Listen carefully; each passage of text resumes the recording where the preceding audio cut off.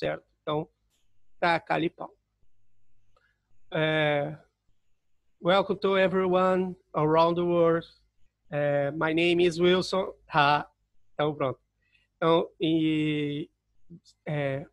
bom dia, boa tarde, boa noite, sejam bem-vindos. Aqui quem vos fala é o Wilson, diretamente do Instituto Voigt. Não importa o lugar do mundo que você esteja, sejam bem-vindos. Hoje nós vamos falar sobre tecido nervoso. Então, tecido nervoso, dentro das características, falar o conceito do tecido nervoso, né, dentro das características gerais. Ele é uma associação de células é uma associação de células neuronais, de neuronas, neuróglias, com escassa ou nula substância intercelular. As funções básicas do sistema do tecido nervoso é o quê? Responder a estímulos, isso a gente chama excitação. Tá? Então, quando você responde a um estímulo, é uma excitação. E transmissão do impulso elétrico, condução. Certo? Onde a gente tem excitação e condução, são as duas funções básicas do tecido nervoso. Dentro das classificações, então dentro das classificações a gente tem as neuronas, que são as células do parênquima, e as células gliais ou neuróglia, que são as células de sostém. As células que a gente vai encontrar no tecido nervoso são astrócitos, oligodendrocitos, glias, células de Schwann, anfícito, telocito e neuróglias, certo? Uma das coisas que diferencia muito o sistema nervoso, e que vocês vão lembrar, isso é a primeira parcial de histologia, é o quê? Que naquele ciclo celular, se vocês lembrarem do ciclo celular, eu vou até fazer ele aqui, porque isso aqui é importante, ó. Se vocês lembrarem do ciclo celular, eu tenho o quê? Eu tenho algumas fases, né? Sei que vocês lembram, porque vocês lembram exatamente isso aqui. Eu tenho fases, não é verdade? Tenho fases. Então, o que acontece? Eu tenho a fase, olha só, eu tenho a fase da mitose. Aí eu tenho fase, sai da mitose, vai para G1. Aí fase S, fase G2, né? Isso aqui você sabe, com certeza. Agora, o que acontece? O sistema nervoso, ele acaba saindo desse ciclo celular, certo? Ele sai do ciclo celular. Por quê? Porque ele vai sair da fase G1 e vai entrar numa fase que a gente chama de G0. Por que ele sai? Porque ele não vai se dividir. Por isso que todos os neurônios que a gente perdeu para sempre. Já era. Não recupera nunca mais. Certo? Agora, o que acontece? Imagine o seguinte. Imagine que uma pessoa que ela sofreu pronto, eu vou dar foi o Herbert Viana, se não me engano. Ele, da banda Paralamas do Sucesso. Ele caiu de helicóptero e ele teve um dano no cérebro. Olha só como é importante você ter um conhecimento. Então, o que acontece? Ele caiu e teve um dano cerebral. A gente já sabe que as células não são repostas. Né? Uma vez que eu perdi aquela neurona, acabou. Já era. Não volta mais. Agora, vocês pensem o seguinte, ó. Eu vou fazer um desenho grosseiro, tá? Mas eu quero que vocês entendam aqui, ó. Isso aqui vai ser... Tá, não vou poder fazer o desenho grosseiro porque a minha cabeça não deixa fazer um desenho grosseiro, tá? Então, isso aqui é para representar uma neurona, certo? Então, aqui, ó, ela está aqui e ela vai conectar com essa neurona aqui, certo? Isso é um exemplo grosseiro, gente, pelo amor de Deus. Mas é só para vocês poderem entender a ideia. Tá? E aqui segue o baile. Agora, imagine o seguinte, o Herbert Viana perdeu várias neuronas, tá? E eu vou desenhar essa aqui, ó, que é a que está mais afastada.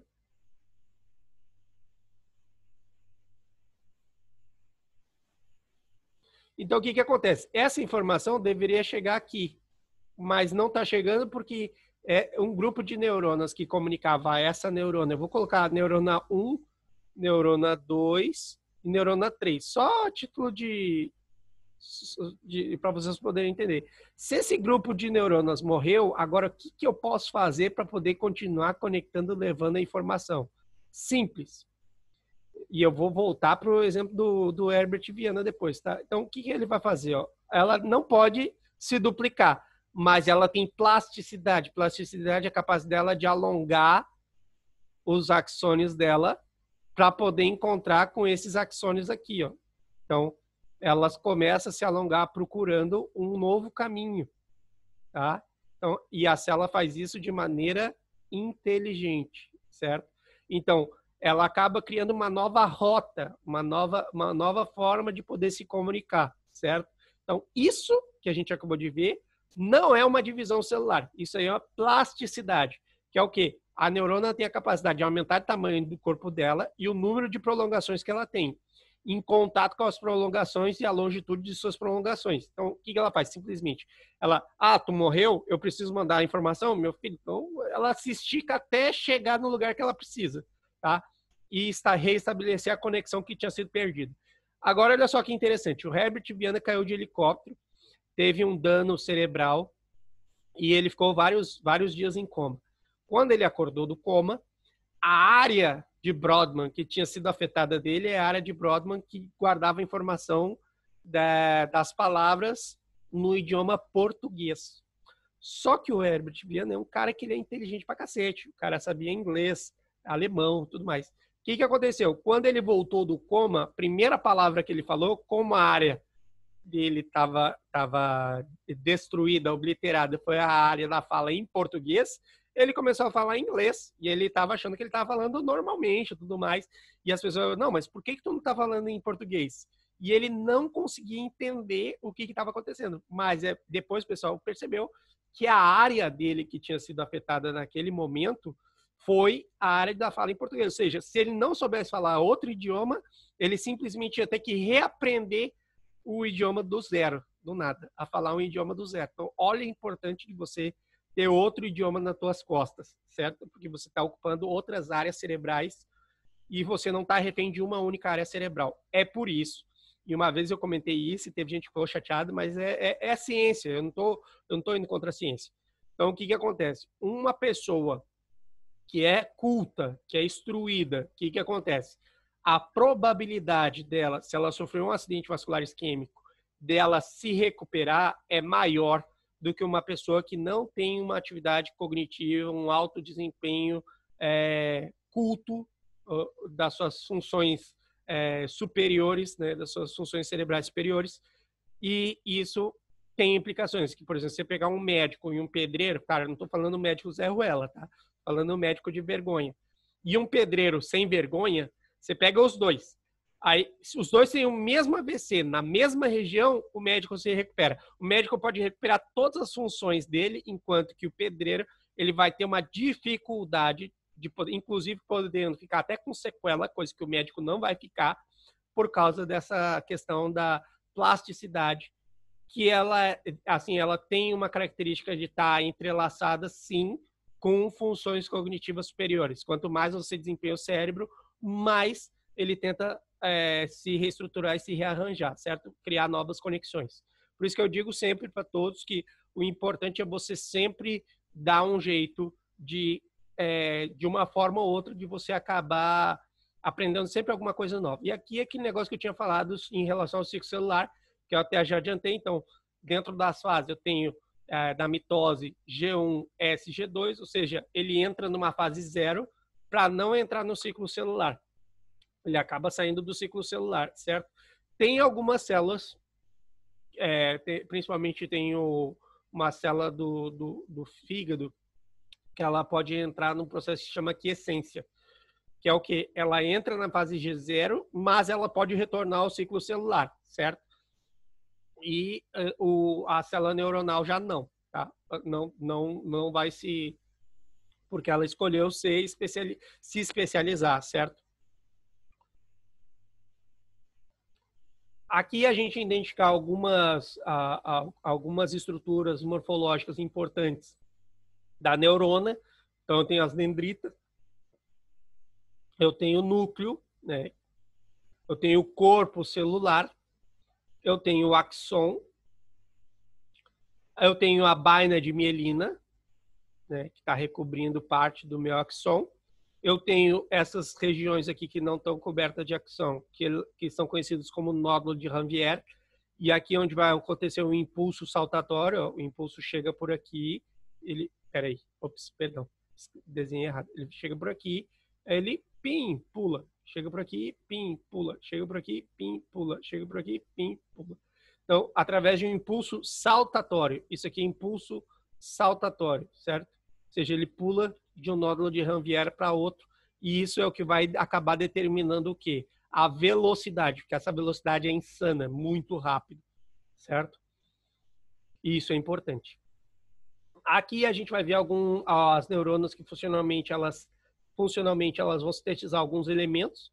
Então, por exemplo, assim, a célula pré-sináptica aqui que a gente tem. Então, a gente tem proteínas de consumo interno, né? A gente tem as aminas e os polipéptidos que vão secretar neurotransmissores.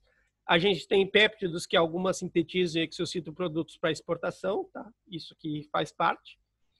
Para a gente definir sinapse, acho que essa aqui é a melhor definição de sinapse possível, né? Então me fala o que é sinapse.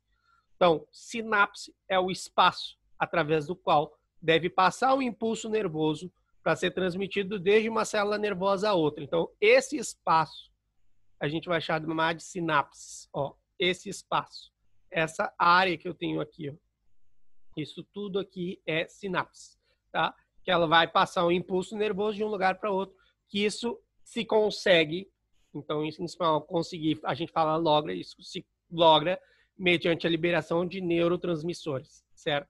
Isso aqui é importante, tá? Então, o espaço através do qual deve passar o impulso nervoso para ser transmitido de uma célula a outra nervosa, a gente vai falar que isso é uma sinapse. Como é que se chama a neurona e o citoplasma e a membrana plasmática?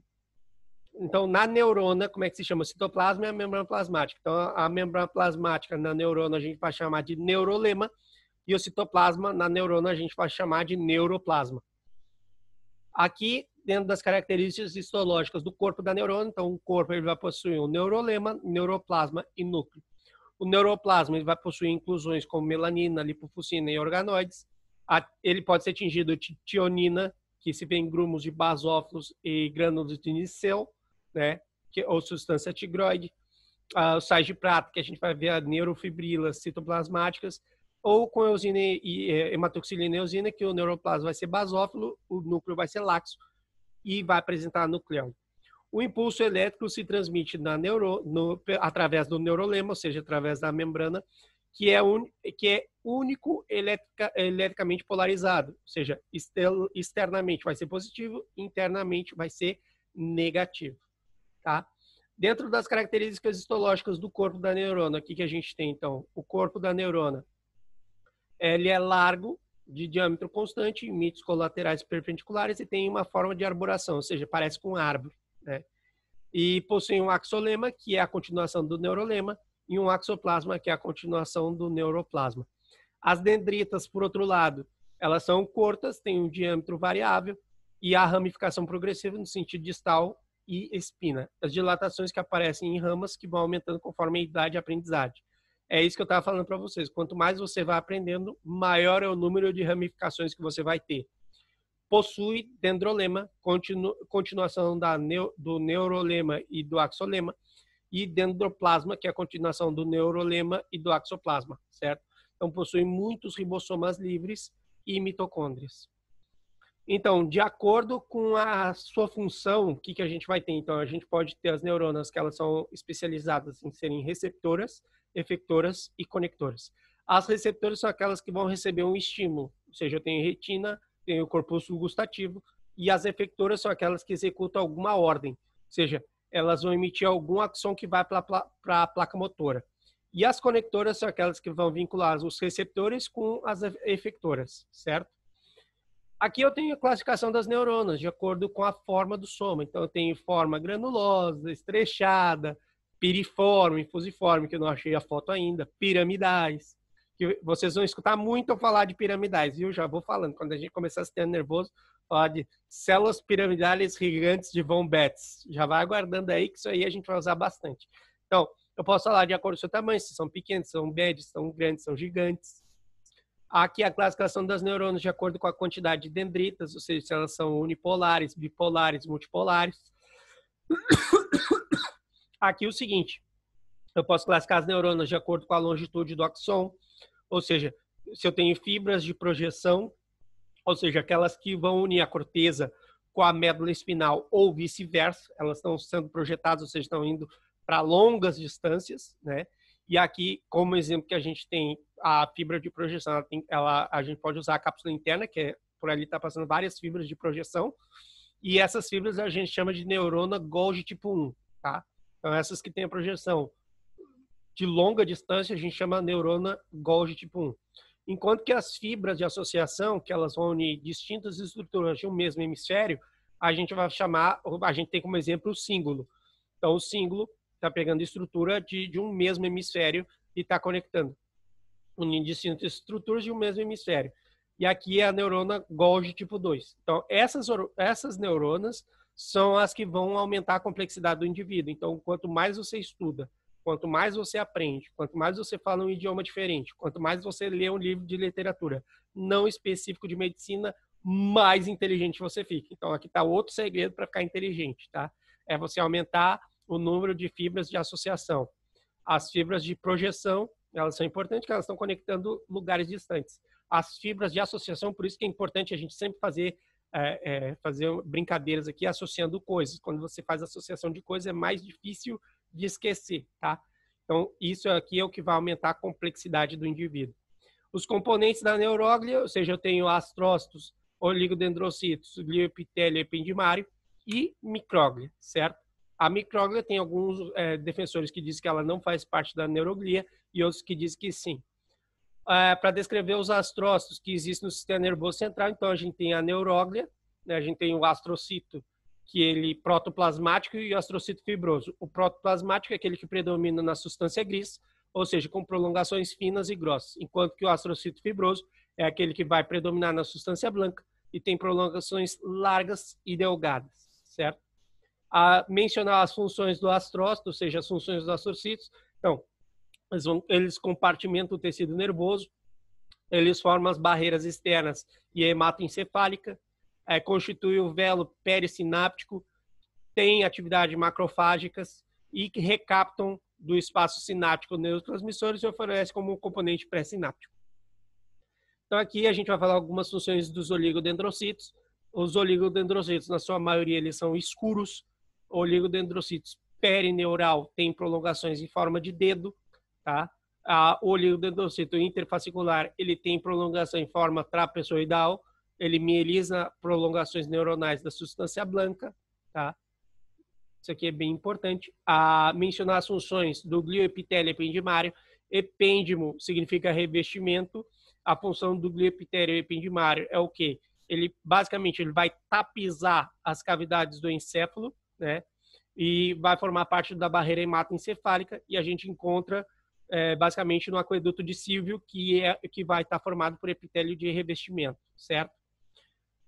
Quais são os elementos que vão estar presentes do sistema nervoso central? Na substância gris e na substância branca. Então, olha só, na substância gris, a gente vai ter corpos neuronais, prolongações amielínicas, astrocito-protoplasmáticos, oligodendrocitos perineurales, micróglia, que são os macrófagos do sistema nervoso, e vasos sanguíneos. Enquanto que na substância branca, a gente vai ter prolongações mielínicas, astrocitos fibrosos, oligodendrocitos interfasciculares, e a gente também tem presença de micróglia. Dentro da função da mielina, e quem vai produzir mielina? Então, olha só, a mielina, a gente já falou que quanto mais mielina eu tiver, maior é a minha velocidade de condução. Então, o axão que é mielinizado, ele tem um alto grau de condução nervosa. Enquanto que, por outro lado, quando ele não está mielinizado, vai ter pouca condução nervosa. Então, eu tenho, do sistema nervoso periférico, eu tenho as células de Schwann, e do sistema nervoso central, eu tenho os oligodendrocitos interfasciculares, certo? Então, responsável por produzir mielina no sistema nervoso periférico, célula de Schwann. Célula responsável por produzir mielina no sistema nervoso central, oligodendrocitos interfasciculares, certo? Lembrar aqui que eu tenho 70% vai ser composto de lípido e 30% vai ser composto de proteína da mielina que a gente está falando, né? Aqui do sistema nervoso central, isso aqui não é necessário vocês saberem para esta parcial, mas eu já vou falar, porque você sabe que eu só falo coisa que é pertinente, mesmo que esteja fora da parcial, mas vocês vão ver que isso já vai ajudar vocês a entenderem outras coisas dessa parcial, tá? Então, daqui para frente, não é conteúdo dessa parcial que vocês vão ter. Então, a gente já praticamente terminou todo o conteúdo da segunda parcial. O sistema nervoso central, eu tenho que saber o seguinte, que ele vai ser composto por, inicialmente, por 3 vesículas, tá? Então, a partir da quarta semana da quarta semana de gestação, eu tenho a aparição de 3 vesículas primárias. Ou seja, eu vou ter a formação do prosencéfalo, mesencéfalo e roboencéfalo. Está aqui, ó. Prosencéfalo, mesencéfalo, roboencéfalo. O prosencéfalo vai dar origem ao telencéfalo e ao diencéfalo. O mesencéfalo dá origem ao mesencéfalo e o romboencéfalo dá origem ao metencéfalo e ao mielencéfalo. Isso aqui é importante, porque vocês vão ver mais adiante todas as relações. Então, olha só, o telencéfalo vai acabar originando o quê? Ó, então, isso na quarta semana tem a aparição das 3 vesículas, na quinta semana tem a aparição das 5 vesículas secundárias.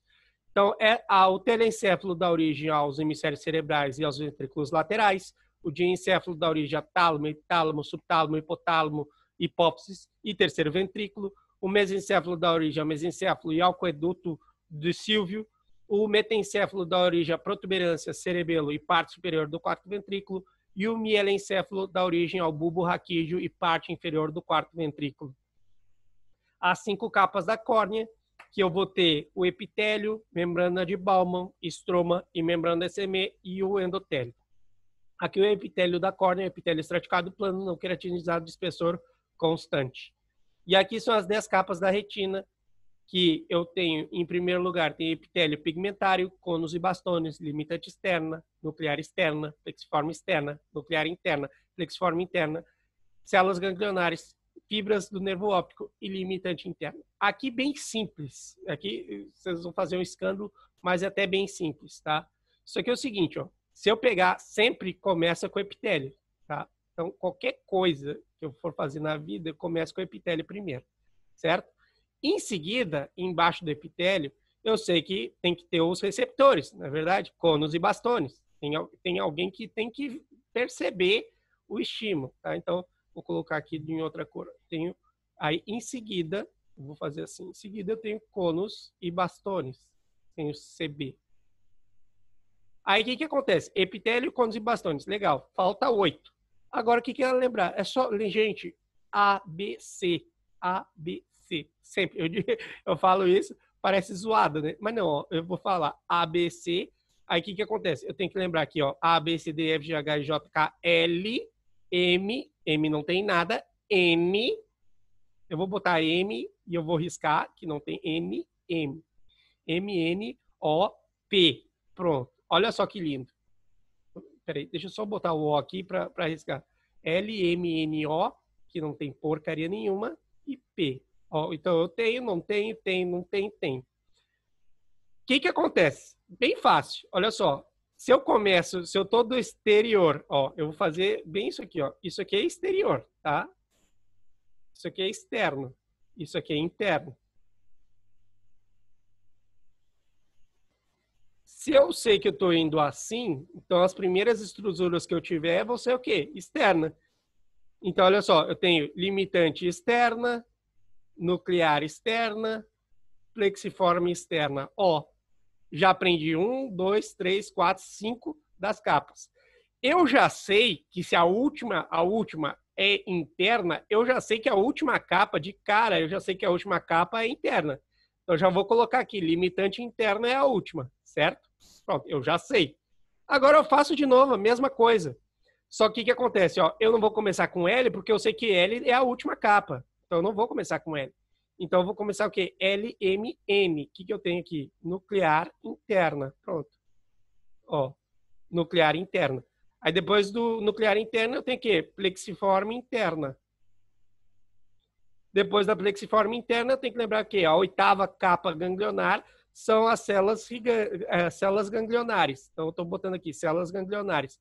Depois das células ganglionares, ou seja, a única coisa que você tem que aprender mesmo é o quê? Você tem que aprender que a célula ganglionar é a 8ª capa, é a 8ª capa da retina e a 9ª capa da retina são as fibras do nervo óptico. Pronto, acabou. Só isso você tem que aprender. O resto tudo com ABC você resolve. Então, comece com o epitélio, cônus e bastones, limitante externa, nuclear externa, plexiforme externa, nuclear interna, plexiforme interna, célula ganglionar, fibras do nervo óptico, limitante interna. Pronto. Bem simples assim, certo? Isso aqui eu já digo para vocês. Isso aqui é ridículo, tá? Pronto. E por hoje é só, pessoal. Muito obrigado para todo mundo que assistiu até aqui.